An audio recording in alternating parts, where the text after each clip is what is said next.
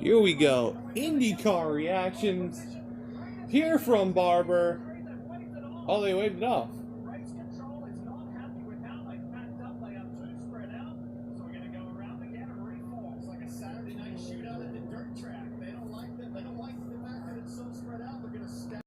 Okay, well, let's try this again, folks. They waved off the start because they weren't packed enough for IndyCar. Let's see what happens. They're all packed up now. Here we go. Green flag, starting off Barber.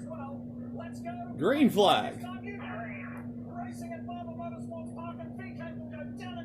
Oh, here we go on the one. 3 wide, 2 wide.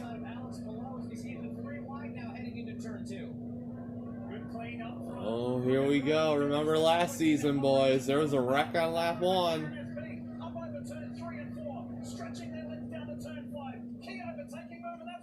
Oh, everybody's clean so far. Always patient, but he's pressing right now in that blue and white car. Looking inside, there is Rosenquist and Alexander Rossi side by side as they come into museum. So McLaughlin in that Soncio Chevrolet up one position already on the champ and the defending race winner. Rossi looking good. Then back to Grosjean. There's Dixon in the PNC Van Honda and David Malukas, the rookie around the outside of Will Power. You saw Will Power in that black and red Verizon car, and James, he's just trying to figure out how to get by, but with high percentage decisions, you cannot afford around a fast racetrack like this to damage any aerodynamic part on the car. No, you really so far, clean lap 1.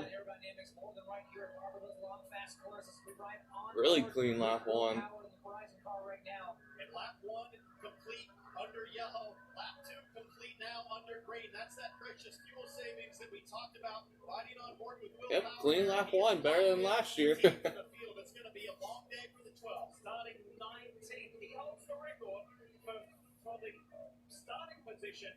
The most far back in the field and winning. That was 9th. He's 19th. He was unsure what happened in qualifying yesterday. Just couldn't turn it on.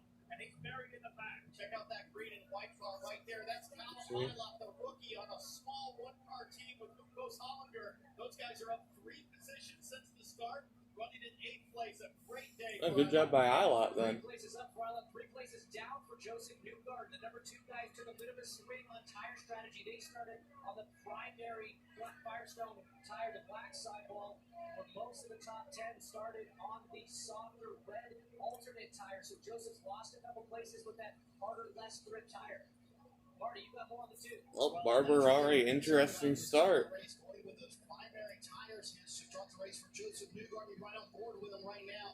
He told me if I could kind of hang where I started, so he didn't lose those couple of spots. Now back to 10th, but they really feel like this could be an advantage. Okay, already VK's the leader. Award second, McLaughlin third, Pillow fourth, Rossi fifth.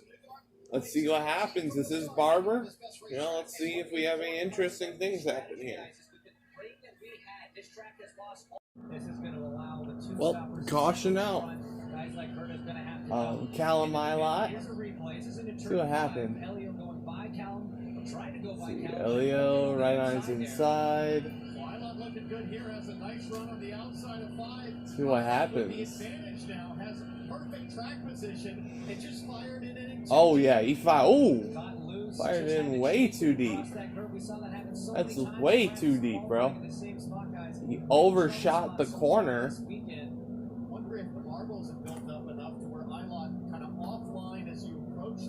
And then right into the sands, right into the beaches of Alabama. Really deep. You sucked the rookie in and trying to go deeper when Hilott really didn't need to. I mean, he could have just held quarter right there, and he had the position for the apex down the hill. So you guys know how this works, especially for a small team and a new driver to the series. While it's ended in a negative, first caution of the day, 33 laps in. Let's see what happens on the restart.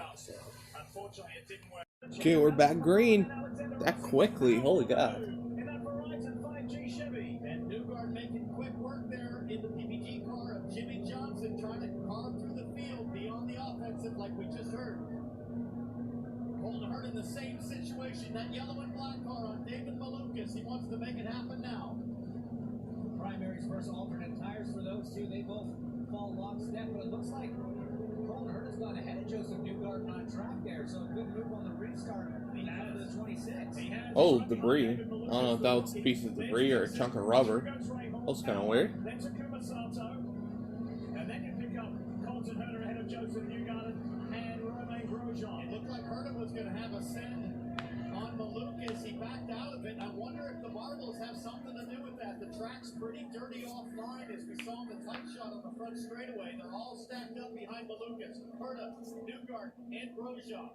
Guys, it's tough to underestimate. Look at Holton. He's Herta trying to. There it is. Oh. Joseph Newgarden was well defending. Newgarden contacted. Yeah, Joseph Newgarden moved. Man just literally pushed him wide like it was giving a little door right there. Flying off the race cars, huge chunks of rubber coming off the tires. Sato and Pagenaud were going at it, and it looked like Pagenaud got by the two-time Indy 500 winner. On board with Grosjean. Let's go for a ride.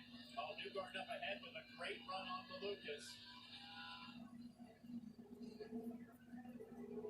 Power and Ray Hall, they're at it, exiting turn 5. Power's got ahead for the time being and trying to defend down into the museum complex. Now we saw Cal Milan. Well, here we go. Power seems to take it easy enough through there, keep it in control. He's moved up another spot. Well, let's think big picture-wise of what Will Power told us this week. His approach this year has been really work hard on my mental game. Oh, Di Francesco. As Devlin Di Francesco has a moment in front of his teammate. Colton Herta on the And Herta goes by. outside. Dude, Dalton Kellett's also up here, too. In top 15. Good run for Dalton Kellett today. Really good run for Dalton Kellett today. He is absolutely on a charge. He's got the bit between his teeth, and he is trying to make up for that yellow that really sacrificed their strategy. He's on a mission. He is on a mission. And it gets a lot harder from here as you get further towards the front. But he is on Well, fresh tires. here we go. Couple laps into the restart. We'll see when something happens, I guess. So. Here we go. 5 to go. Powell Ward over jumped VK and so did Palou. So VK, who was dominating the race, is not even up here anymore. A win would make all parties feel very good about that. And this is another reminder of how important the middle aspect is to any sport. And he was clearly not in his happy place to start the season. He made it known at St. Petersburg that I may not be here next year. I don't know where I'm going to be. I'd like to have a better contract. And it did not go well the first few races. He had a reset in Long Beach. Not only talking with family, but also a good conversation with Taylor Kyle, who you see, and also Zach Brown. They eventually worked out the major parts of the contract. It's still being reviewed, but he expects to sign that soon. He's no longer thinking about Formula One, anything else. This is where he wants to be. Looks like Palou's a little faster towards the ender part. Towards, I would say, like the final parts of the racetrack. He did gain a little bit of time, but 4 to go. I don't know if it's enough to get to award. That's kind of the question. The answer will always be no if you don't ask. That's true. That's true. But Zach Brown's a smart guy. He's been around racing drivers long enough. He knows how to handle. Somewhere Zach is telling Townsend to shut up. Good stuff. Been watching the gap with Dixon and McLaughlin tightening up a little bit. McLaughlin had to hold off Ray Hall and Grosjean. We've been talking about that. But Might be more battles on the racetrack. Battle for the top 5 heating up between Dixon and McLaughlin, they're saying. So, oh, big send. Oh, little contact. Oh, more contact. Twice. I think he ate for him the second time. That was almost as bad as that Jimmy Johnson. No, that's 100% on the 28 there. That was contact twice on him. And by the way, Grosjean is on purpose. Oh, well, but we're going to have some tempers. Well, tune in for the Peacock post-race show. I was going to say, Grosjean's Hold on, will we have a fight in Indycar? Is that the question? I don't know. I've never seen a fight in Indycar, but... It'll be an interesting quarrel, but let's try and take another look at that one. Coming off, I mean, he's got plenty of room to the left. He just drove into him. He just opened his hands and drove into him. And Yeah, there's the send. Hits him there. even here, the first contact. Hits him here, and then off exit, hits him again. Road Rage City. That was 1. That was 2.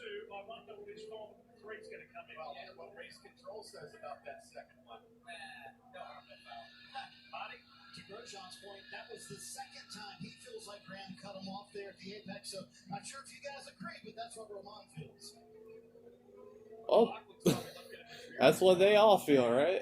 What's going on back there? Here comes Graham Rahal. Graham's like, the best way to fix this is get by McLaughlin, put a car between us. He's got a little fired up for these closing 2.5 laps on what's been a pretty cool day here in Birmingham, Alabama. Pato O'Ward en route to his third career victory. He's not there yet. He's extended his advantage over Alex Palou. See, yeah, here comes Grosjean again. Will he send it? Will he send it in a corner? He's gotten close.